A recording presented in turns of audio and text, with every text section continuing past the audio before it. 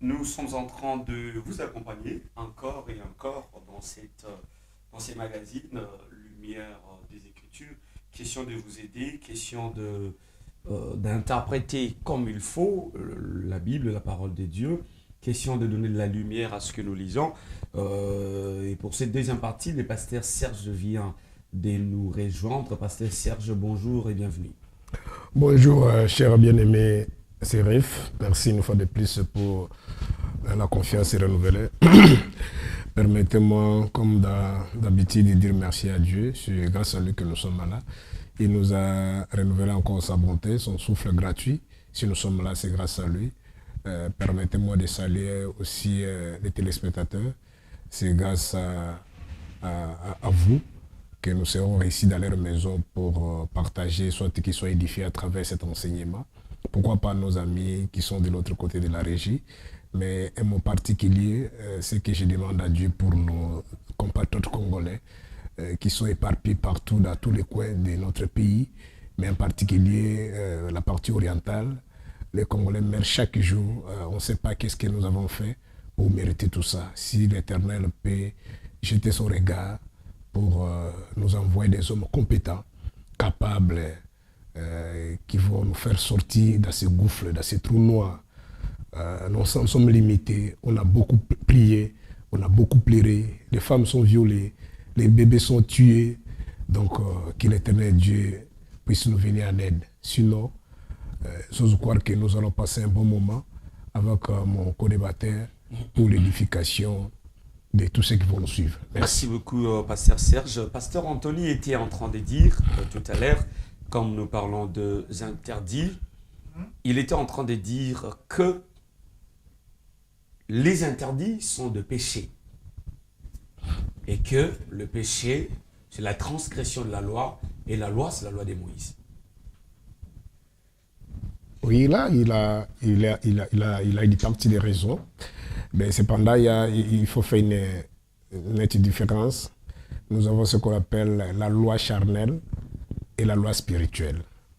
Je ne sais pas, il fait allusion à quelle loi. Parce que du commandement, le loi que Dieu a donné à Moïse. Oui, les lois que Dieu a données à Moïse, dans la dimension charnelle, Christ est venu louer, détruire ici la croix, toutes les ordonnances charnelles qui ont été données par Moïse, qui nous condamnaient. Mais aujourd'hui, nous avons la chance, nous vivons dans la loi, mais la loi spirituelle. Spirituellement, nous sommes régis par la loi spirituelle, dans les sacerdoces spirituels, dans la nouvelle alliance, parce que la première alliance, soit le premier sacerdoce, a été écrit sur les tables de pierre. Ici, je suis dans le livre d'Hébreux, chapitre 8, partant du verset 7, que l'ancienne alliance était charnelle. La Bible dit, si l'ancienne alliance n'avait pas de défaut, il ne serait pas question de la remplacer par la seconde alliance. Parce que la première alliance a manifesté sa faiblesse. Alors, il est question ici, Dieu nous a conclu une nouvelle alliance avec nous, mais cette fois-ci, c'est plus de la manière charnelle. Et l'apôtre Paul nous dit que cette alliance est écrite, est conclue dans nos cœurs. Et personne autre ne viendra enseigner son frère. Donc, nous sommes aujourd'hui dans la loi, mais dans la loi spirituelle et non la loi charnelle. Parce que la loi charnelle ne nous a pas amenés dans la perfection. Si je peux paraphrer l'apôtre Paul avant d'y aller, pardonnez-moi, pasteur, parce que quelque chose que vous avez dit, je trouve qu'on doit l'éclaircir. La première alliance, s'il n'y avait pas de défaut, il n'y aurait pas la seconde alliance. Quels en étaient les défauts de la première alliance? Est-ce que c'était seulement le péché, comme disait Pasteur Anthony? Dans ces péchés-là, il y avait quoi au juste? Pasteur Anthony a dit tout à l'heure que Ève a menti, a donné à Adam le fruit qu'il ne devait pas donner, et le fruit en question, c'était le sexe. Vous avez la parole. Non, ça, ce sont des enseignements erronés. Il ne faut pas aller sur ce terrain-là. La loi, lorsque nous parlons que la loi a manifesté ses faiblesses, c'est pourquoi je pensais donner cette écriture, vous m'avez coupé. Je suis dans Hébreux chapitre 10, partant du verset 4. Et la Bible dit, tu n'as voulu ni offrande ni sacrifice, mais tu m'as formé un corps, je suis venu dans les roues du livre pour faire, ô Dieu, ta volonté. Parce que dans cette alliance-là, les gens amenaient des choses charnelles, des choses matérielles pour mériter de bénéficier un pardon de la part de Dieu. C'était ça l'alliance, l'alliance où les sacerdoces charnels. Aujourd'hui, nous vivons, même lui, s'il se prétend être pasteur, serviteur de Dieu, c'est parce qu'il est dans la nouvelle alliance. Il est dans l'alliance spirituelle. Il est dans les sacerdoces spirituels. Ce n'est pas moi qui l'ai dit. Nous sommes dans le livre d'Hébreux chapitre 7, partant du verset 11. La Bible dit ceci. Le sacerdoce est à changer. Il y a abolition de toutes les lois antérieures. Donc aujourd'hui, nous sommes dans la nouvelle alliance. Alors si vous restez dans la... Il faut comprendre maintenant les faiblesses qui caractérisaient cette alliance. C'est qu'en réalité, Dieu, il est esprit. Dieu parlait de choses spirituelles. Par contre, ceux qui étaient censés de recevoir les messages spirituels de Dieu n'étaient pas à la hauteur. Ils étaient en bas de l'échelle. Alors lorsque Moïse descendait avec la loi, qui était spirituelle, le peuple ne pouvait pas supporter la gravité, le rayonnement, la grandeur du message. Donc le peuple était trop bas. Pourquoi? Parce que le peuple venait de l'Égypte, c'est-à-dire de l'esclavagisme. Qu'est-ce qui se passe maintenant? Moïse va voiler la loi. C'est ça la dimension spirituelle qu'Éna ne parvient pas à peut-être à capter ou à comprendre. Moïse va voiler la loi. Ici, je crois, si ma mémoire ne me trahit pas, je suis dans le livre d'Exode, partant du verset du chapitre 32, 33, 34, vous allez comprendre tout ce qu'ils sont en train de dire ici. Donc Moïse va maintenant voiler la loi. Et lorsque Moïse parle derrière le voile. Et ceux qui écoutent Moïse, écoutent Moïse en dehors du voile. C'est-à-dire quoi? Lorsque Moïse parle, dit par exemple, Dieu créa les cieux et la terre. Dans l'entendement charnel, il pense qu'il y a un espace physique qu'on parle du ciel. Il y a un espace physique qu'on appelle terre. Or, en réalité, Moïse parlait d'autre chose. C'est pourquoi, par exemple, dans Deutéronome chapitre 32, partant du premier verset, il dit « Cieux, écoute, terre, prête l'oreille ». Parce qu'il parle des choses spirituelles. Si c'était cette terre, comment la terre allait écouter tout ça. Alors, maintenant, ceux qui écoutent en dehors du voile, ils pensent que la terre dont la Bible parle, c'est cette terre physique, et le ciel, où le ciel, il y a un espace physique comme ça, si vous montez, vous allez toucher, ça s'appelle les sacerdoces étant changés. Alors, j'arrive maintenant. C'est pourquoi l'apôtre Paul vous dit dans le livre de 2 Corinthiens, chapitre 3, partant du verset 13, si ma mémoire ne me trahit pas, il dit ceci. Nous ne faisons pas comme Moïse, qui mettait un voile sous son visage pour que les enfants d'Israël ne puissent pas comprendre ou palper la grandeur, la puissance de ce qui était important. Ils sont devenus dits d'entendement. Pourquoi? Parce que jusqu'aujourd'hui, les mêmes voiles demeurent dans leur cœur. Lorsqu'ils lisent l'Ancienne Alliance, ils lisent l'Ancien Testament, il y a un voile qui est jeté dans leur cœur. Mais ce voile est ôté lorsque le cœur se convertit au Seigneur. Or, le Seigneur, c'est l'Esprit. Là où il y a l'Esprit, il y a la liberté. Là, il ne peut pas arriver à cette dimension. Donc, pour vous remettre la parole, lorsque Dieu parle, c'est pourquoi Jésus a précisé à la femme samaritaine, dans Jean chapitre 4, il dit, vous adorez ce que vous ne connaissez pas. Nous adorons ce que nous connaissons, car les salut vient des Juifs. Ça ne sera ni dans les temples de Jérusalem, parce que la femme a voulu imposer à Jésus que non, vous avez votre Dieu qui habite dans les temples là. Nous avons aussi nos dieux, qui est Ephraïm et Jérémie, avec papa Jérémie, le nom va venir, qu'il avait élevé sur les montagnes d'Ephraïm. Il dit non, ça ne sera ni dans les temples de Jérusalem, ni sur les montagnes. Dieu est esprit.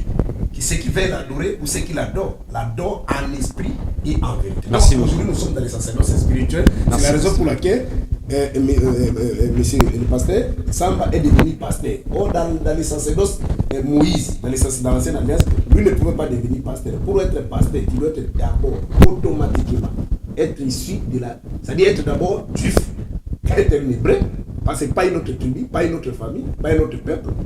C'était le peuple choisi, c'est-à-dire être d'abord hébreu. Merci. Et deuxièmement, tu dois être issu de la tribu de Lévi, pas une autre tribu. Merci beaucoup, pasteur. Et c'était pas donné à mon Congo, à mon Louba, à mon Gala à devenir. On va prendre pour 2 minutes. Je vous avais vraiment donné un peu de temps pour vous récupérer parce qu'on avait commencé avec les pasteurs Anthony. Pasteur Anthony, vous allez réagir rapidement et puis nous allons prendre une question qui va nous pousser encore un peu plus loin. Une réaction. Bon, il est en train de dire des choses qu'il ne maîtrise pas. La plus grande question que vous lui avez posée, et puis il n'a même pas répondu à cette question-là. Le péché, c'est quoi? C'est quoi le péché? Il n'a pas répondu. Moi, j'avais dit, le péché, c'est la transgression de la loi de Moïse. Lui vient parler de la loi spirituelle. Est-ce que le péché, c'est la transgression de la loi spirituelle? Lui, quand il est tel qu'il est là, si vous lui posez la question de savoir c'est quoi la définition du péché, parce que nous parlons des interdits, lui, est-ce qu'il peut définir comment on commet adultère? Parce que le Seigneur a dit dans la Bible, par exemple ici, dans Matthieu 5, 32, quiconque répudie sa femme, sauf pour cause d'adultère, l'expose à devenir adultère. Et quiconque épouse une femme répudiée, commet adultère. Est-ce qu'on commet adultère spirituellement? Donc ce sont des choses physiques. Ce sont des choses physiques. On ne peut pas comprendre ces choses-là. Tel qu'il est là. Il est un homme spirituel, non? Tel qu'il est en train de parler là. Mais il a porté des habits. Les habits qu'il a portés là sont spirituels. La chaussure, c'est spirituel. Les pantalons, la chemise. Donc il est en train de parler des choses qu'il ne maîtrise pas.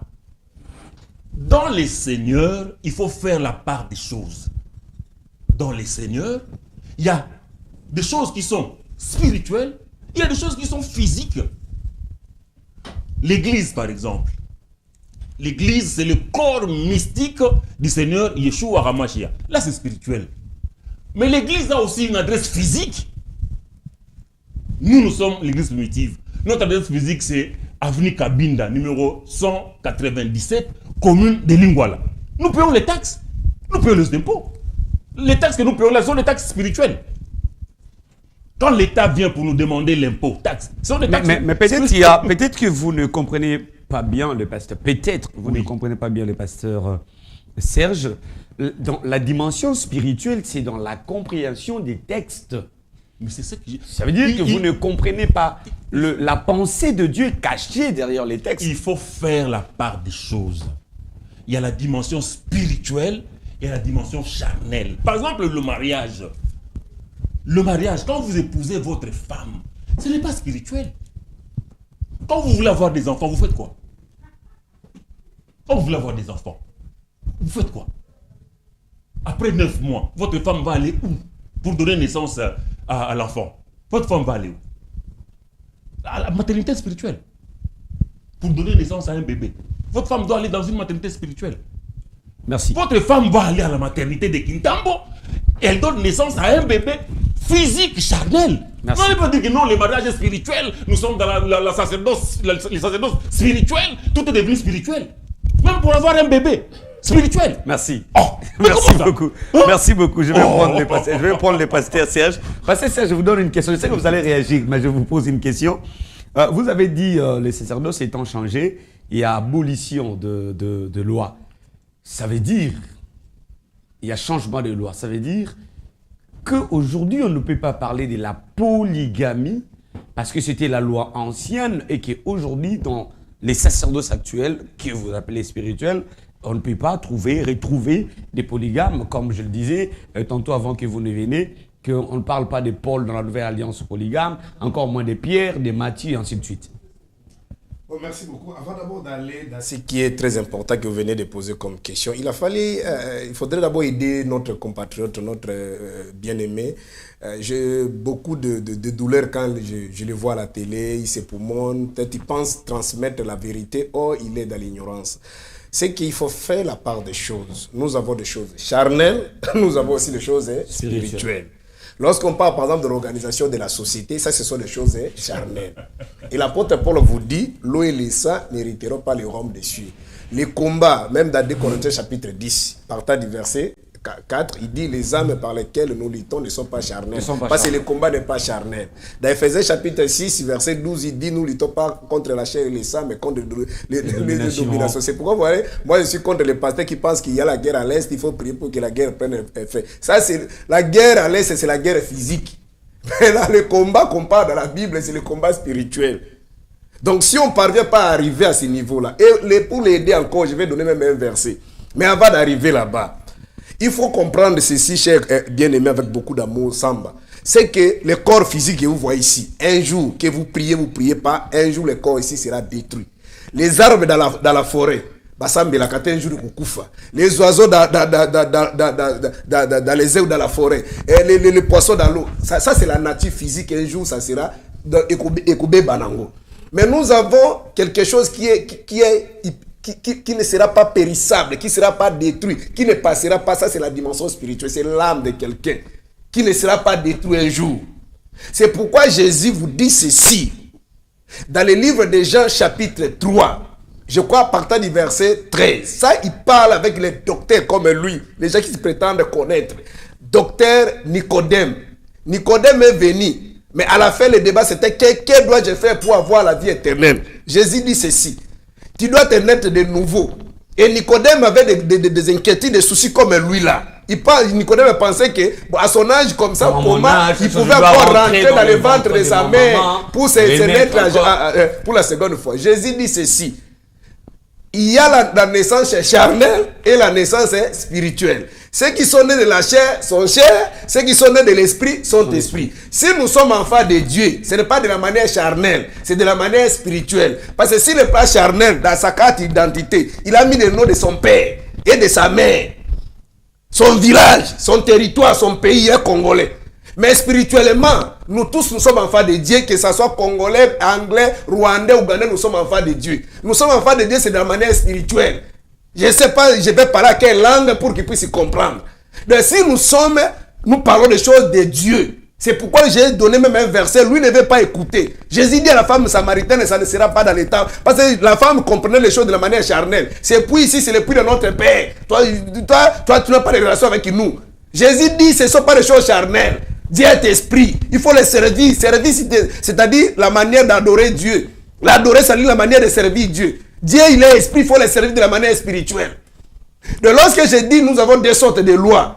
Lui, quand il voit ses mains charnelles. La femme, il voit ses mains charnelles. L'eau charnelle, le manger charnel. Mais vous allez voir, par exemple, dans Jean chapitre 4, la même conversation avec Jésus et la femme samaritaine. Les disciples lui apportent la nourriture, verset 32. Il dit, moi, j'ai déjà mangé. Les disciples lui posent la question. Est-ce que quelqu'un lui a apporté la nourriture? Il dit, ma nourriture, c'est de faire la volonté de celui qui m'a envoyé et d'accomplir son œuvre. Or, on sait que dans la chair comme ça, nourriture, c'est fou, c'est les matins. Il faut manger tout ça. Ça, on va expliquer dans quelle langue? Ça, c'est le monde spirituel. Vous ne pouvez pas comprendre ça. Vous croyez que Dieu, c'est la lettre. L'apôtre Paul vous dit dans le livre de 2 Corinthiens, chapitre 3, partant du verset 6, il dit, Dieu nous a établi les ministres de la nouvelle alliance, non de la lettre, mais de l'esprit. Quand la lettre tue, l'esprit donne la vie. Donc, je le lis, c'est Romains chapitre 7. Romains chapitre 7, je crois le verset 14. Romains 7, 14. Oui. La Bible dit ceci. Si tu trouves ça, tu peux lire ça rapidement. Romains 7, 14, nous lisons. Nous savons en effet que la loi est spirituelle. Mais moi, je suis charnel. Mais si vous commencez maintenant, vous allez voir qu'il y avait des interdits de manière charnelle. Mais l'apôtre Paul nous fait voir qu'il y a la loi n'était pas charnelle, la loi était spirituelle. Mais malheureusement, parce qu'il dit, est-ce que la loi c'est un péché? Parce qu'à un moment de lui poser, est-ce que la loi c'est un péché? Il dit non. Elle dit, mais si j'ai connu le péché, mais c'est pas la loi. Si la loi ne m'avait pas interdit de faire ça, je n'aurais pas connu que j'ai commis le péché. Oh, il y a maintenant la loi charnelle et la loi spirituelle. Voilà pourquoi, c'est pourquoi Jésus, quand il est venu, il dit, je ne suis pas venu à abolir, mais je suis venu à accomplir. Mais ça, c'est ce qui pose problème. Quand il dit, je ne suis pas venu abolir, je suis venu accomplir. Ça veut dire quoi? Ça veut dire qu'il est venu accomplir. Cela voudrait dire que Jésus est venu donner, accomplir, si Jésus est venu donner le sens. Jésus est venu à lever les... Non, mais c'est là où lui, il va vous dire, par exemple... Quand pour lui, dans leur compréhension, je suis venu accomplir en d'autres termes, ça dit quoi? Concrétiser ou soit... confirmer tout ce qui se faisait avant. Non, si tel était le cas, Jésus n'aurait pas dit avoir des difficultés avec les scribes et les pharisiens. Parce que dans tout son enseignement, tout ce que Jésus prêchait, il était en contradiction avec les scribes et les pharisiens. Rencontre-moi dans ma question. Parce que oui, je te réponds. Par exemple, il était interdit par la loi de Moïse qu'on ne pouvait pas travailler le 7e jour. C'était le repos, les sabbats. Mais Jésus est en train de travailler, il guérit, il entre même dans des synagogues. pour guérir les sabbats. Et ils s'étaient scandalés pour les scribes et les pharisiens. Mais Jésus dit ceci. Vous ne connaissez pas, c'est moi le maître du sabbat. Venez à moi, vous tous qui êtes chargés. Pourquoi? Parce que ces gens-là pensaient que le sabbat c'était un jour physique. Par exemple, pour les chrétiens, ils pensent que c'est le dimanche. Merci. Oh, le sabbat c'est un état d'esprit. D'une manière courte. C'est ça donner le sens. D'une manière courte. Pour répondre à ta question là, courte. si tu peux me rappeler encore. Si l'alliance, les sacerdoces est-il changé, ça veut dire qu'aujourd'hui, on ne peut pas parler de la polygamie. En d'autres termes, d'abord le mot polygamie, ce n'est même pas un mot biblique. S'il y a un verset dans la Bible qui parle sur la polygamie, il peut me présenter. Avec beaucoup d'humilité, je vais m'incliner. Mais on sait que sur le plan sémantique, dans les dictionnaires, les mots existent. Polygamie, en d'autres termes, on parle déjà de D. Poly, ça dit D. Vous comprenez? Oui. Donc, du fait c'est que selon leur compréhension charnelle, il y a eu des gens dans l'histoire de la Bible qui avaient 2 ou 3 femmes, beaucoup de femmes. C'est ça, ils soutiennent cette thèse-là de la polygamie.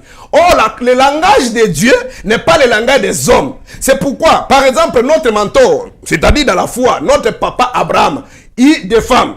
Malgré que ce sont des mystères qu'elles ne peuvent pas comprendre. Mais si vous êtes, par exemple, tu peux lire ça, après vous retournez la parole, et tu peux lire ça, tu peux lire Galates chapitre 4, partant du verset rapidement, 21. on va le prendre. Galates chapitre 4. Oui, verset 21. Galates 4, 21, il Oui. est écrit, dites-moi, Dites-moi, vous qui voulez être sous la loi, vous qui voulez être sous la loi, vous les N'entendez-vous amis point de la l'église loi? primitive, n'entendez-vous pas la loi? n'entendez-vous pas, ne comprenez-vous pas la loi? Car il est écrit Il qu'Abraham est écrit eut dans la 2 loi de fils. Moïse. Abraham a eu 2 fils. Un de la femme esclave L'aide de la femme, ou l'aide des enfants à la femme esclave, et un de la femme libre. l'autre à la femme libre. Mais celui C'est-à-dire de Sarah. l'esclave naquit selon la chair. Donc, Ismaël a été né selon la chair. Je ne sais Celui pas. de la femme libre naquit en vertu de la promesse. Permettez-moi. Comment l'enfant peut être né en vertu de la promesse et l'autre peut être né charnellement? Ça, lui ne peut pas comprendre. Mais les enfants sont nés charnellement. Merci. Non, continue en bas, continue. Merci. Il y a merci. quelque chose que je cherche Ces là. choses sont allégoriques. Ah, à Lingala, on dit Makamane Zalima ACC. Car ces Ces choses sont allégoriques. Ces femmes-là, que lui, ça s'accroche. Moi, si j'aurais des femmes, parce qu'Abraham avait des femmes. La Bible dit que ces femmes-là symbolisent des alliances. L'une de Mont Sinaï, L'une des femmes, c'est-à-dire Abraham s'est marié avec des femmes. affronta pour la servitude Agar. Bon. Car Agar, c'est le Mont Sinaï et en Arabie. Tu peux te limiter là-bas. Donc, pour te remettre la parole dans 10 secondes, c'est pourquoi Jésus est en difficulté face aux scribes et aux pharisiens. Un jour, il dit ceci: si vous écoutez ma parole, vous ne verrez jamais la mort. Et les scribes et les pharisiens lui posent la question: que prétends-tu être? Allez-y. Que allez-y. prétends-tu être?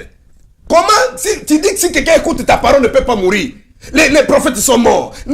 Tout ça, ils sont morts. Abraham, notre père, est mort. Il dit non. Moi, un jour, on s'est rencontré avec votre père Abraham.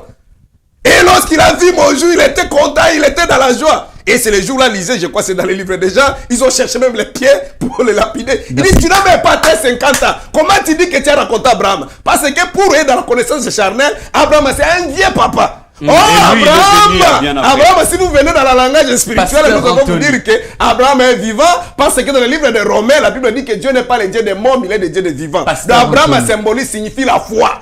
Donc, Pasteur la foi ne peut pas Anthony. mourir. Pasteur Anthony, les sacerdoces étant changés, il y a changement de loi.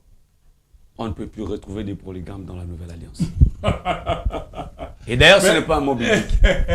Mais il parle beaucoup, il crie beaucoup. Et je l'écoute, il dit des choses même.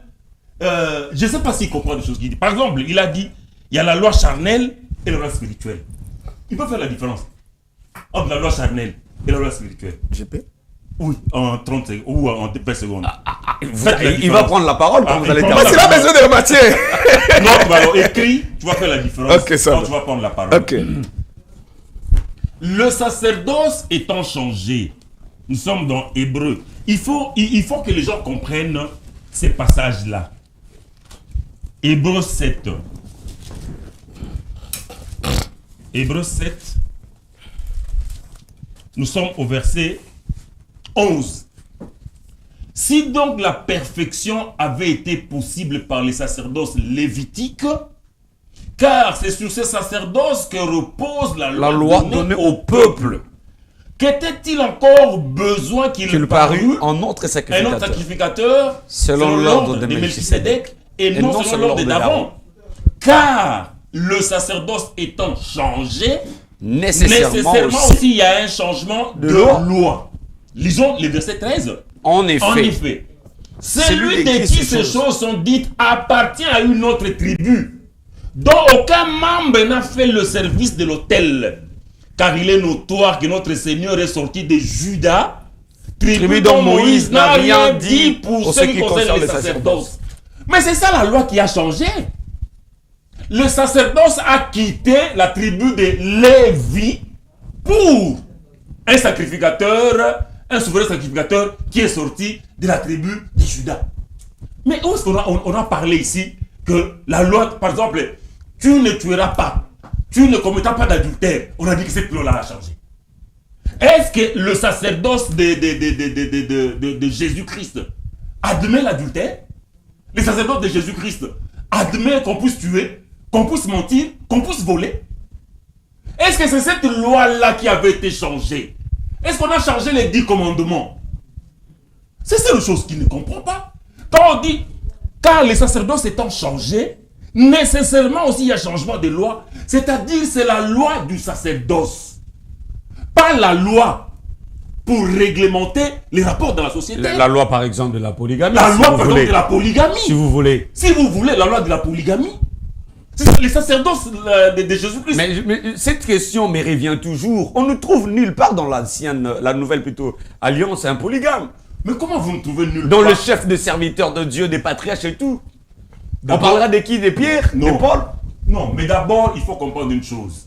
Dans la nouvelle alliance, on n'a pas détaillé la vie des apôtres. Ah bon? La nouvelle alliance n'avait pas été écrite pour détailler la vie des apôtres. Nous savons seulement que Pierre avait une femme parce que le Seigneur Yeshua était parti rendre visite chez sa belle-mère.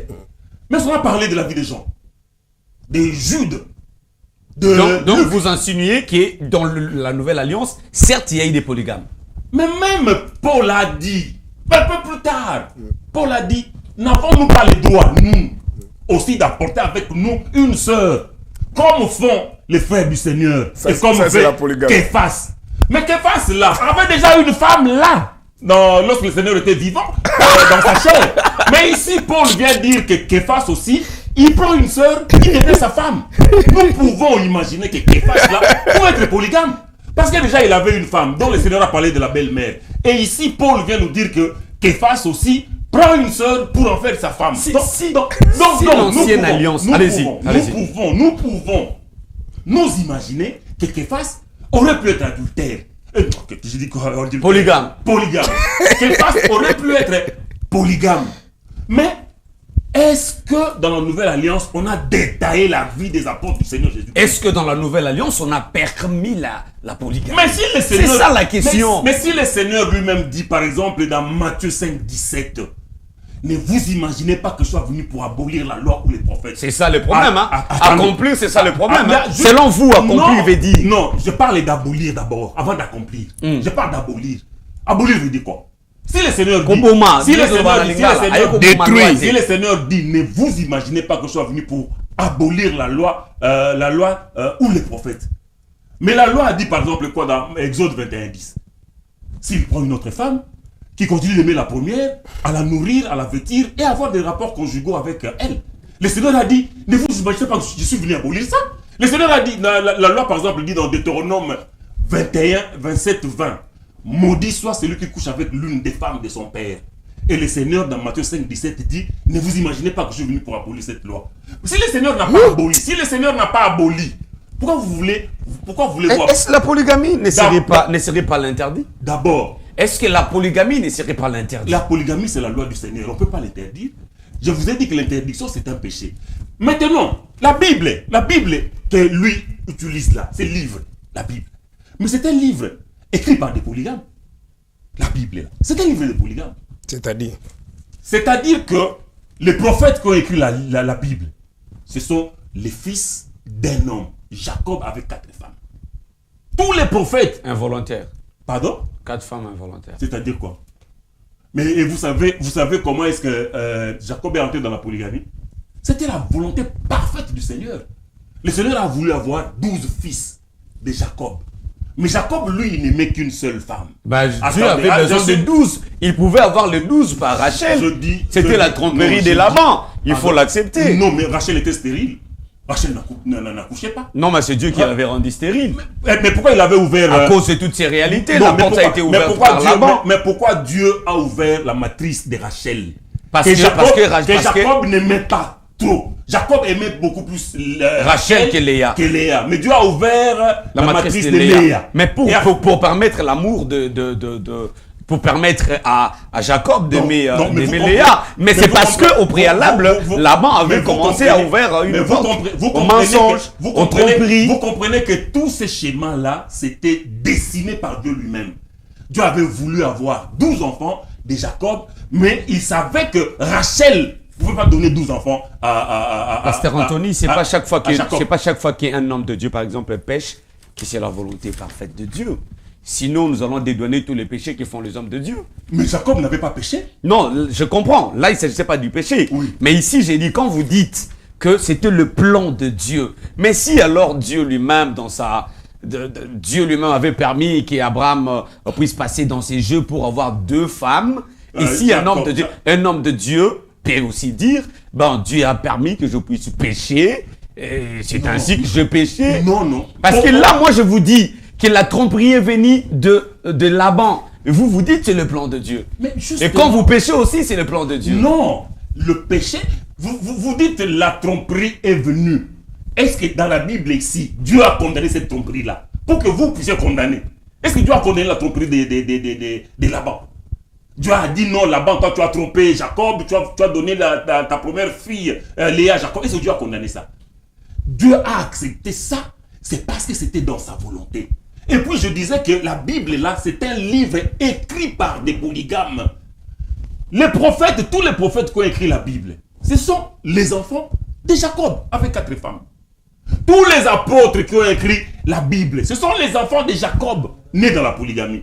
Voilà pourquoi en Israël, la polygamie ne pouvait jamais faire l'objet des débats. Mais aujourd'hui, ça fait l'objet des débats. Les seigneurs, aucun juif n'a posé la question au Seigneur, est-il permis à un homme d'épouser 2 femmes? Aucun.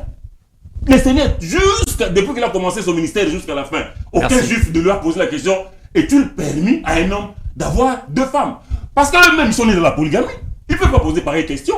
Mais c'est pas parce qu'on est né du péché qu'on doit rester dans le péché. Leur question, c'est que la polygamie n'est pas un péché.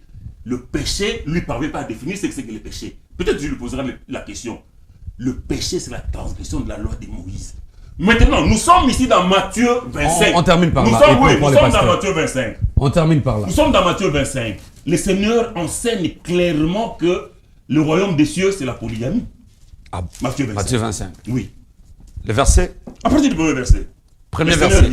Alors le royaume des cieux sera semblable à 10 vierges qui, ayant pris leur lampe, allèrent à la rencontre de l'époux. Voilà. Quand 10 vierges prennent leur lampe pour aller rencontrer un époux. C'est ça la polygamie. Waouh. Est-ce que c'est ça la compréhension de l'écriture? Pardon? Est-ce que c'est ça la compréhension de vous comprenez quoi? Vous comprenez quoi? Donc je pose la question. Moi, je ne fais que poser une question. Mais c'est ça que je dis. Est-ce que c'est ça la compréhension de l'écriture? Vous posez la question si c'est ça la compréhension de l'écriture. Mais vous n'avez pas une autre compréhension à mettre là que celle de la polygamie. Quand 10 vierges sortent pour aller rencontrer l'époux, c'est ce qu'on appelle polygamie. Maintenant, les seigneurs. Est-ce que c'est aussi une manière charnelle? Maintenant, le mariage est charnel. Le mariage, même lui, qui parle de spirituel, il fait le mariage dans sa chair. Il ne fait pas le mariage spirituellement. Merci beaucoup. Parce que sa femme, je le dis, si lui veut avoir des enfants avec sa femme, c'est pas l'esprit. Merci. Il va pas avoir des enfants. Il va pas avoir des enfants spirituels, mais des enfants charnels. Merci beaucoup, Pasteur Serge.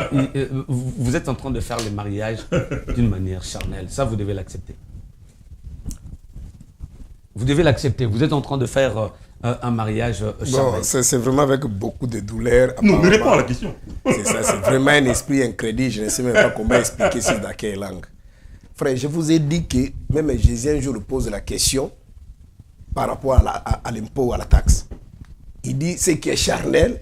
Non, mais votre mariage. Répondez d'abord. Laissez-les Non, parler.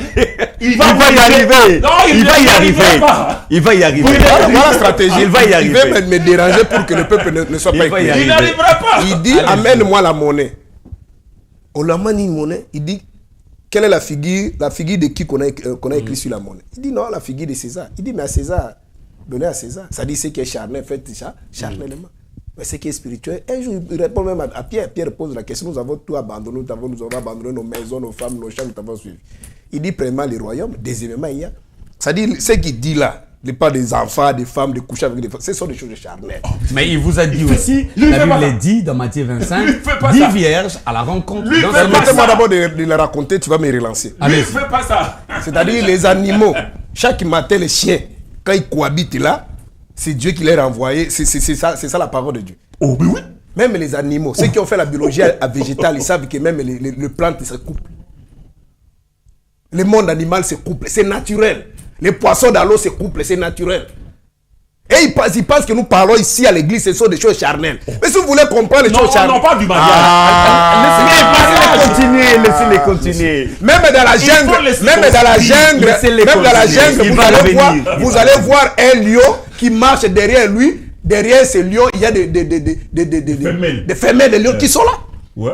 C'est la parole de Dieu. Ah, c'est la parole de Dieu. Non, c'est Dieu qui a fait ça. Ça, ce sont des continuer, choses pasteur charnelles, Anthony. papa. Allez-y. Des choses charnelles. Ici, nous parlons à une créature spéciale. La Bible dit dans Genèse chapitre 2, l'Éternel dit après avoir formé l'homme de la poussière de la terre, il souffla dans ses narines un souffle de vie, l'homme devait un être vivant. Dans Genèse chapitre 1, verset 26, l'Éternel dit faisons l'homme à notre image. L'Éternel dit créa l'homme à son image et à l'image de Dieu. Lorsque l'homme se méconduit, Dieu dit ceci dans Genèse chapitre 6, mon esprit ne restera pas éternellement dans l'homme parce que les pensées de l'homme tournent toujours cette fois surtout dans le mal. Donc nous parlons de l'homme que Dieu a mis son esprit, qui va un jour hériter la vie éternelle. Lui pense que cohabiter, c'est ça la finalité, c'est que Dieu cherche dans nous. Ça, c'est la nature. Laissez-les partir. Donc, il me pose la question. Voilà, permettez-moi de dire, comment faire la différence entre la loi charnelle et la loi spirituelle? Lorsque les enfants d'Israël, chaque sabbat, c'est resté à la maison. Ça, c'est l'application de la loi de Moïse charnellement. Parce que cela était écrit dans Exode chapitre 20. Le 7e jour, c'est fait un jour de repos, vous ne travaillerez pas. Maintenant, Jésus est venu donner l'essence spirituelle pour l'accomplissement. Ça dit, Jésus, le sabbat, il travaille. Il dit, le travail, là, c'est pas le travail charnel. Les repos, là, c'est pas les repos charnels. Une mauvaise compréhension. Donner le sens, ça dit mauvaise compréhension. Parce que Jésus venait enlever les voiles. C'est pourquoi si la croix, quand il a crié, quand Jésus crie, les voiles étaient déchirés pour donner l'accès au peuple de comprendre le mystère qui était caché. Et ils sont en dehors du voile. C'est pourquoi Jésus travaille le sabbat. Il dit c'est pas le sabbat charnel, c'est moi le véritable sabbat. C'est pour vous donner le repos, c'est pas le repos charnel, c'est le repos de vos âmes. C'est vos âmes qui travaillaient. Dieu n'est pas physiquement, la tête à l'eau. Mais physiquement, ça là, on dit premier 30 côté. Il n'y a pas de jour spécial que jour dimanche, nous avons maka, lundi, nous jour à Satan. On parle de choses spirituelles. Les repos là, c'est le repos de vos âmes. Il a trouvé que des gens qui travaillent comment? Diable, bande kota musamili mun bape makate. Par exemple, quelqu'un qui vit dans la prostitution. Asima mungu fa lukabar, asima mungu fa lukabasi. Lokola bango. Ça dit il n'a pas la paix, il n'a pas le repos. Et Dieu vient vous donner le véritable sabbat, ça dit le repos de ton âme. Et vous pouvez zimbo, vous pouvez réfléchir. Au monde peut bana basi ba na bureau, bon mona bon mona ndebité la banzete zoleka. Parce que tu as la paix. Tu as réussi la vie. Vous comprenez? Ça c'est la différence. La différence encore dans la loi charnelle. La sémence, c'était la sémence charnelle, comme ça on prend la sémence pour, c'est-à-dire aller s'aimer. Mais dans l'alliance, dans la nouvelle alliance, la sémence, c'est la parole de Dieu. Marc chapitre 4, verset 14. Ça, lui, il ne comprend pas. Ça, non, il y a des sémences. Peut-être que Bimisa, ni Nabiso Mibal. Sémence, pour Naïzali, Bandunda. Sémence, c'est la parole de Dieu. Un autre exemple, les 10 commandements. Les 10 commandements, c'est l'amour. Il a réuni tous les 10 commandements. Il dit aimer seulement, aimer ton. On ne parle même pas de la polygamie. Donc Jésus a réduit même les 10 commandements là. Il dit aux jeunes hommes riches, il dit les 10 commandements, c'est aimer ton Dieu de tout ton cœur, ton âme et aimer ton prochain. C'est ça les 10 commandements. Vous comprenez? Il dit expliquer la différence entre la loi charnelle et la loi spirituelle. Alors pour revenir maintenant, par rapport à l'ordre dans l'église primitive, tu l'as posé la question, tu vois comment il est en train de tituber, il est déboulonné, il ne comprend rien. Dans l'ordre dans l'église primitive, il n'y avait personne, il n'y avait pas une femme polygame. Pardon, il n'y avait pas un homme polygame. Ça, il n'a pas répondu. Il n'y avait pas un homme polygame. Parce que dans l'ordre de l'église, dans 1 Timothée, chapitre 3, verset 2, il dit un responsable, un évêque, un serviteur de Dieu ne peut pas avoir beaucoup de femmes. La Bible dit, si tu ne parviens d'abord, tu ne parviens pas à mettre l'ordre et à gérer ta propre maison, comment tu peux gérer l'église? Tu vois? Donc, on parle, ce sont des mystères. Et ce qui a fait que Salomon puisse avoir des antécédents, des problèmes sérieux, et que le royaume de David, parce que Salomon fit les descendants, la continuité de David, soit divisé. C'était pourquoi? Parce que Salomon avait violé la loi. Quelle était la loi que Salomon avait violée? Dans le livre de Deutéronome chapitre 17, Dieu avait interdit aux enfants d'Israël de ne pas prendre des femmes étrangères. Et là, si je donne, c'est dans le livre de 1 Roi chapitre 11, partant du premier verset, Salomon, dans les 700 femmes de Salomon et 300 concubines, la majorité filles des rois étrangers. C'est-à-dire des femmes étrangères. Et si vous lisez cette écriture, la Bible dit, Dieu a rejeté Salomon. Pourquoi? Parce qu'il a désobéi à la loi de Dieu en prenant des femmes étrangères. Donc, lorsqu'on parle de femmes dans la Bible, ce n'est pas dans la connaissance charnelle. Pourquoi? Parce que dans la pensée spirituelle, dans la sacerdoce spirituelle, le sacerdoce royal, toi tu es une femme. Lui, comme il est là, c'est une femme. C'est la raison pour laquelle l'apôtre Paul, dans Galates chapitre 4, verset 19, dit ceci. Mes enfants, pour qui j'éprouve de nouveau les douleurs d'enfantement, jusqu'à ce que Christ soit formé. Mais l'apôtre Paul fit un homme ou une femme? Pose-lui la question. L'apôtre Paul, physiquement, charnellement, fit un homme ou une femme? Pasteur, si l'apôtre Paul fit un homme, mais comment un homme peut avoir les douleurs d'enfantement? Donc les enfants dont la Bible parle ici, ce ne sont pas ces enfants-là qui font... Non. Les enfants qu'on parle ici, c'est les œuvres. Je peux te donner ça avec des versets bibliques. C'est pourquoi la Bible dit dans le livre de 1 Jean, celui qui a le Fils a la vie. Celui qui n'a pas le Fils de Dieu n'a pas non plus la vie éternelle. On ne fait pas allusion aux enfants charnels. Les enfants charnels, que vous ayez ça ou que vous n'ayez pas ça, ça n'a rien à voir avec Dieu. Bananzoto nzambe tali bango loko côté. Obota et pas nzambe lobi l'autre côté. Obota pete et lobi l'autre côté. La raison pour preuve à l'appui, il y a beaucoup de serviteurs dans la Bible qui n'ont pas fait des enfants. Donc, bien-aimé pasteur Samba, comprenez que nous sommes aujourd'hui dans les sacerdoces royales. C'est-à-dire pasteur Serge, rencontre-moi un peu. Il a dit que la Bible a été écrite par le polygame. D'abord, ça c'est encore... Dieu lui-même est un polygame. Ça c'est encore, je peux dire encore une autre aberration. D'abord, nous, on ne connaît même pas la Bible. La Bible, c'est un truc qui est de 18e, 19e siècle ici. Vous comprenez? Ou si on peut aller plus loin, peut-être l'ancien document, les gros documents mis en exergue par l'Empire romain, par le Conseil de Nicée, par l'empereur Constantin. Mais avant cette histoire-là, on ne parlait pas de la Bible. La Bible, c'est l'ensemble des livres. Non, quand Jésus est entré dans la synagogue, là, Jésus lisait la Bible. Donc, ça, c'est autre chose. La Bible dit que ce n'est pas par la volonté humaine qu'une prophétie a été dite. C'est poussé par le Saint-Esprit que les hommes ont parlé de la part de Dieu. Et il dit que Dieu lui-même était un polygame. Ça dit, je vous ai dit d'abord, le concept polygame dans ce que nous appelons la Bible n'existe pas. C'est-à-dire quoi?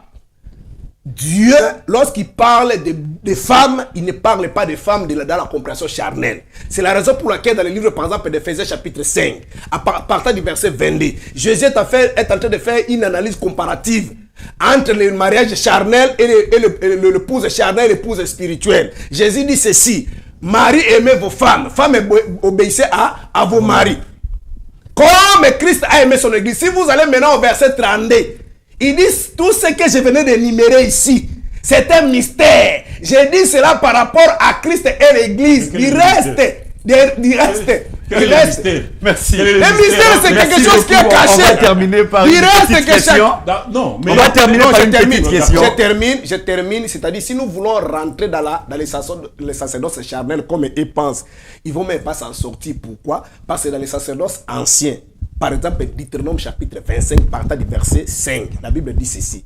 Dans une famille, si quelqu'un meurt, laisse sa femme sans laisser l'enfant, celui qui vient juste après lui, qui prendra sa femme et donnera une postérité. L'enfant qu'on doit donner, le premier enfant qu'on doit donner, naissance, portera le nom du défunt, afin que le nom du défunt ne soit pas effacé en Israël. Alors, eux qui pratiquent la loi charnelle, est-ce qu'ils font ça dans leur église? Est-ce qu'il n'y a pas de... Excuse, tu peux prendre ta caméra, qu'on parte là-bas, chercher un frère, une sœur qui a perdu son mari et que son petit frère est venu reprendre sa femme et qu'ils ont donné naissance à un enfant qu'on a donné pour nous montrer qu'il respecte la loi. Merci. Merci beaucoup. On va prendre une petite question, on va s'arrêter là. La petite question aujourd'hui... dans le chef des prières de Dieu, ici au Congo précisément, il y a des hommes de Dieu aujourd'hui qui sont polygames, ils ont 2, 3 femmes. Il y a d'autres d'ailleurs qui ne sont pas polygames, mais ils ont de petites mamans, ils ont ils ont des sœurs à côté, ils font dans la cachette. Est-ce cela, c'est pas de l'interdit?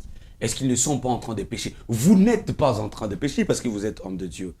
Je ne parle pas de vous d'une manière directe, mais vous étant les hommes de Dieu, est-ce que vous n'êtes pas en train de pécher quand vous êtes dans la polygamie et quand vous avez des sous-mamans à gauche et à droite, vous avez deux sœurs à l'église, avec qui vous sortez? Le Seigneur interdit la débauche. Le Seigneur interdit la prostitution.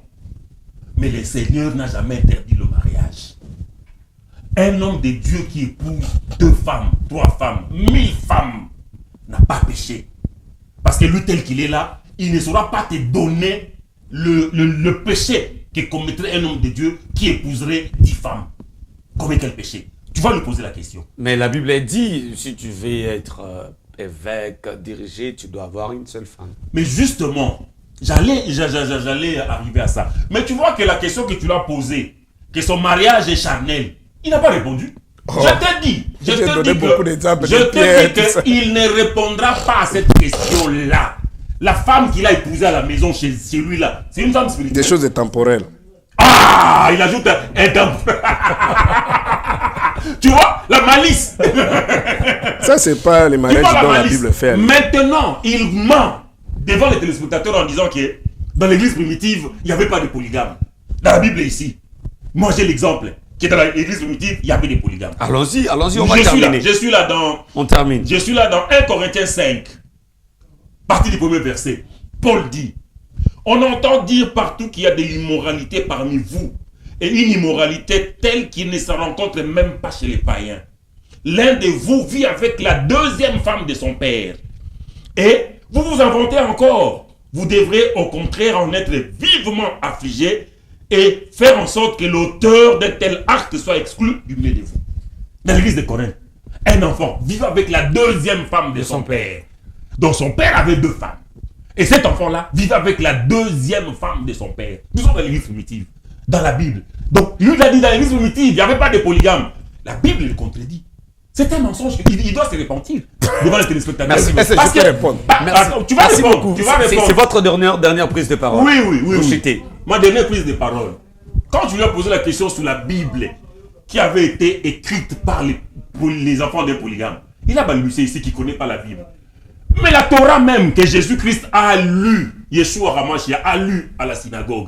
Mais la Torah, elle est écrite par les enfants de Jacob, les prophètes, les polygames. Jacob là a eu ces prophètes-là avec 4 femmes. Léa, Rachel, Bila et Zilpa. Et ce sont les prophètes-là, les enfants de Jacob, qui ont écrit tous les livres de la Torah. Merci beaucoup. En commençant par la Genèse jusqu'à Malachie. Merci. Les prophètes qui ont écrit tous ces livres-là, c'est des enfants d'un polygame. Voilà pourquoi nous disons que la Bible, la Torah, ainsi que les écrits des apôtres, ce sont les enfants d'un polygame. Merci beaucoup. Donc vous ne pouvez pas attaquer la polygamie. Je termine. Ça sera votre Donc je termine. Vous ne pouvez pas attaquer la polygamie dans un livre d'un polygame qui est la Bible. Merci beaucoup, pasteur. Bon, vous avez 3 minutes. Je crois ce qu'il vient de dire ici à son niveau, il ne pouvait pas dire. C'est l'exemple qui venait des numéros, soit d'épingler de 1 Corinthiens chapitre 5. Ça n'a même pas de sens. L'apôtre Paul est en train de s'adresser à l'auditoire. Il parle aux frères de l'église de Corinthe. Il dit, j'attends parmi vous qu'il y ait les désordres qu'on trouve parmi vous, même chez les païens. Il ne parle pas aux païens, mais il fait une analyse comparative. Que les désordres qui se vivent chez vous, même chez les païens là, on ne trouve pas ces désordres-là. Certes, je suis absent avec vous, mais présent avec vous en esprit. Un tel homme qu'on les jette, qu'on les livre, comme on fait chez les branamistes, là on le livre ici à Satan. Donc ce sont des mystères qu'il ne comprend pas. Mais qu'est-ce que l'apôtre Paul dit? Il dit, parmi vous, il y a quelqu'un qui prend même la femme de son père. Et c'est l'apôtre Paul a dit que son père est là, et l'apôtre Paul dit, ton fils a pris ta femme. Non, il dit les désordres, c'est-à-dire il y a des frères qui sont chrétiens, mais qui parviennent à courir ou soit à sortir avec les femmes de leur père. Bien sûr que ce sont des mystères que lui ne peut pas comprendre, mais restons d'abord dans la dimension charnelle comme il évoque là. Frère, sur le plan logique, est-ce que le père là qui la femme avait pris sa femme, le père là était à l'église? C'est-à-dire, on parle à ceux qui sont à l'église, que vous ne menez pas une bonne vie. Vous comprenez? En d'autres termes, les parents de ces frères-là peut-être étaient dans leur vie normale, comme ça, dans leur famille. Donc, mais Paul peut-être était en train de ramener les gens à la raison. C'est ça. Parce que dans le passé, il y a même l'un des enfants de Jacob qui avait pris l'une de ses maîtresses. Vous comprenez? Oui, je crois que ça doit être Jida qui a sorti avec la femme de son père.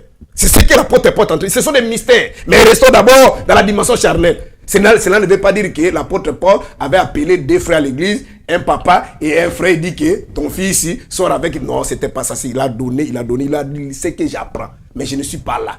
J'apprends que dans votre église, il y a les désordres. Et quand il a appris, il a admis ou il a condamné? Non, il a condamné ce comportement. Il dit, un tel frère, il faut les livrer à Satan. Et tous ces mystères-là, ils ne comprennent pas. Et donc, s'ils sont polygames, on doit les livrer. Écoute d'abord, il dit ceci. S'ils sont polygames, oui, on doit les livrer. Non, qu'on livre l'enfant qui vit avec la deuxième femme de son père. Il dit ceci, les désordres-là, cette impudicité-là, il parle de l'impudicité. Vous comprenez?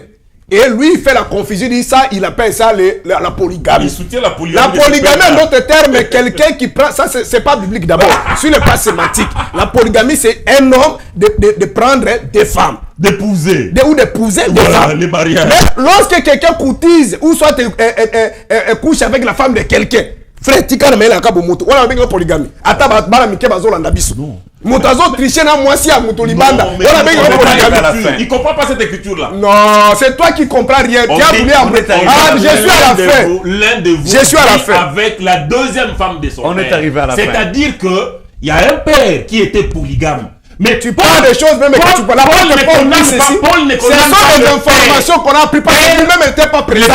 Paul n'était pas présent. Il dit qu'on apprend qu'il y a les désordres. On est arrivé à la fin. Il dérange. Il ne veut pas que je femme de son père. Donc les problèmes de femmes dont la Bible fait allusion ici dans les sacerdoces royales, ce n'est pas les femmes charnelles. Mais toi ta femme à la maison n'est pas charnelle. Comment il peut mentir comme ça? On clôture. C'est comme aujourd'hui. C'est comme aujourd'hui, si un frère, comme vous êtes en fait l'université, il dit il faut faire l'université. Parce que non, ça, ce sont des choses charnelles, frère.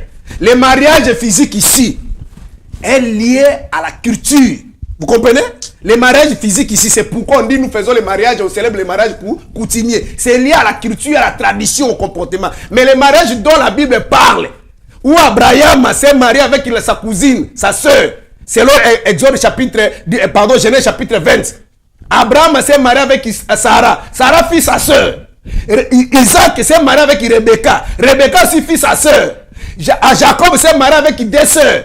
De même famille. Oh, en réalité, les 2 femmes d'Abraham, c'était ses filles de ses cousines. Leurs cousines. Ses cousines. Parce que Dans Lévitique 18, le Seigneur Ça a mis pas fin. des choses. Ah, tu Dans vois, Lévitique 18, il prend l'exemple, je le vous dis Seigneur a mis que fin si vous mettez à ces mariages. oui, maintenant il est attaqué, il vient, il dit Je te dis la vérité. Abraham s'est marié avec sa sœur. Mais dans les même bien. le Seigneur a mis fin à ce type de mariage. Mais laissez-moi continuer. Lui ne sera pas arrivé. Isaac s'est marié avec sa sœur. Jacob s'est marié avec ses sœurs. On parle des choses spirituelles. Dans Lévitique 18. Alors, si vous voulez qu'on accomplisse ça, Dans Lévitique 18, le Seigneur a interdit ça. interdit comment? Merci. Le Seigneur a dit. Il a seulement interdit ça, mais pas la polygamie. Non, la polygamie, là, ça peut continuer. Il n'a pas aussi interdit le mariage physique. Dans sa femme est physique à la maison. Non, le mariage est charnel. Il n'est Ça, pas ce une sont des femme choses spirituelle. charnelles. Les enfants charnels, papa, c'est charnel. Et nous avons une femme spirituelle Ça, c'est au qui niveau compte pour la vie spirituel. éternelle. Nous avons aussi des enfants spirituels pour la vie À partir du moment où nous aurons cette chair. Donc, cette chair-là, charnellement nous allons comme ça, faire frère, des ça, mariages tu peux rester charnels. seul. Ça, c'est marié. Dans les royaumes des cieux, ça compte rien. Et pour c'est l'autre côté, pour le Merci beaucoup, Pasteur Serge. Na makambo spirituel, au tanante. Non. La Merci. première bénédiction, c'est Merci soyez beaucoup. féconds. Merci beaucoup. Multipliez-vous. Ça, c'est le signe de Merci beaucoup, l'impudicité. pasteur. C'est l'impudicité. Jésus Jésus a dit dans Matthieu chapitre 5, celui qui regarde une femme dans l'œil de la convoiter, il a commis déjà les Parce que c'est la femme d'autrui. C'est la Oui, femme mais d'autrui. non, il n'a pas dit la femme d'autrui. Non, il a dit celui qui regarde une femme. Mais c'est la femme d'autrui. Oui, il n'a pas dit Une la femme, femme c'est la femme d'autrui. d'autrui. Non. Mais Jésus-Christ n'a jamais dit Là, il me dérange. celui qui regarde une Il dit vierge. seulement celui qui Jésus n'a pas dit celui qui regarde une vierge. Il me dérange. Il dit celui qui regarde une femme. En nom de terre. On n'a pas dit la femme d'autrui. La femme, c'est la femme d'autrui. La femme, c'est celle qui est mariée. Merci Parce que la vierge, Voilà, quand on a cours d'argument, on n'arrive pas. Voilà. Merci beaucoup. On est à court d'argument, voilà. Merci beaucoup. Là, je peux moi-même dire, la Bible dit, c'est lui qui regarde une femme. Quand on dit une femme, est-ce qu'il s'agit de la femme d'autrui? C'est compliqué. Non, il y a eu une différence. Non, Merci. La Bible dit, non, L'émission est finie. La Bible est définie, il y a eu une différence entre la L'émission femme est terminée. et la vierge. L'émission est terminée. Moi, j'ai dit Il faut simplement. donner le bon de ton Ça, c'est n'a l'État. pas écrit. N'a pas Vierge, écrit. c'est la femme. Mariée, toujours, c'est la femme. Prostituée, c'est la femme. Mais l'État, Non. ça, c'est autre chose. C'est juste ça. Oui, mais quand on dit la femme, c'est-à-dire qu'elle est dans l'alliance. C'est une femme d'autrui. Parce que la vierge, c'est pas une femme. Oh. La vierge, elle est vierge, elle est une jeune Merci fille, c'est pas une beaucoup, femme. mesdames et messieurs. C'est une mouche. Vous avez été La nombreux vierge, à C'est faire pas une femme, un c'est vivre. une fille, la vierge. Merci. La femme, c'est celle qui est dans l'alliance. Merci. Oh. Voilà pourquoi le Seigneur ne Pasteur Anthony, vous allez continuer dans la polygamie? Pardon? Vous allez continuer dans la Mais c'est le meilleur mariage. J'ai demandé si vous allez continuer dans la polygamie. C'est ce que j'ai dit, la polygamie, c'est le meilleur des mariages. Vous allez continuer. Mais oui, mais parce que c'est le meilleur des mariages. C'était juste une petite question. Mesdames et messieurs, vous avez été nombreux à nous suivre. Restez dans la paix du Seigneur. C'était le pasteur Anthony Chamba de l'église primitive. C'était le pasteur Serge. Merci de répondre à notre invitation. Merci beaucoup. Nous allons revenir très bientôt, mais cette fois-là, c'est pour parler des interdits au milieu des hommes de Dieu. Il n'y a pas de problème. Pasteur Serge, au milieu des hommes de Moi, Dieu, aujourd'hui, c'est compliqué. vous savez que pour les débats, surtout avec nos amis ici, qu'on a besoin de les sauver, je suis toujours disponible, mais peut-être vie d'autres occupations, on n'a pas assez de moyens comme eux, donc il faut venir, il faut chercher, mais sinon, organisons même une fois par semaine l'émission, je vais programmer ça, surtout pour l'aider. Surtout pour l'aider. Et je parlais de la thématique. Voilà les autres qui se vivent aujourd'hui dans les églises des messages. C'est compliqué, j'en avais parlé l'émission précédente. C'est compliqué ce qui se passe. La Bible dit, la Bible interdit même les querelles. Ce qui se passe là sont des querelles. Nous maudissons toutes ces églises du message. C'est pas des dieux. C'est pas intéressant. Je disais que nous allons parler la prochaine émission sur les interdits au milieu des hommes de Dieu. Et pasteur Anthony, vous êtes sans ignorer qu'au milieu des hommes de Dieu, même les querelles dont nous parlons sur au milieu des hommes de Dieu, même des abominations, de choses qu'on a vécues dans cette ville des hommes de Dieu, nous allons en parler. Et je sais que vous serez plutôt disponible pour qu'on en parle. Restez dans la paix du Seigneur, comme je disais, et que Dieu bénisse la République démocratique du Congo et que Dieu mette fin aux atrocités dans l'est de notre pays. Que Dieu vous bénisse.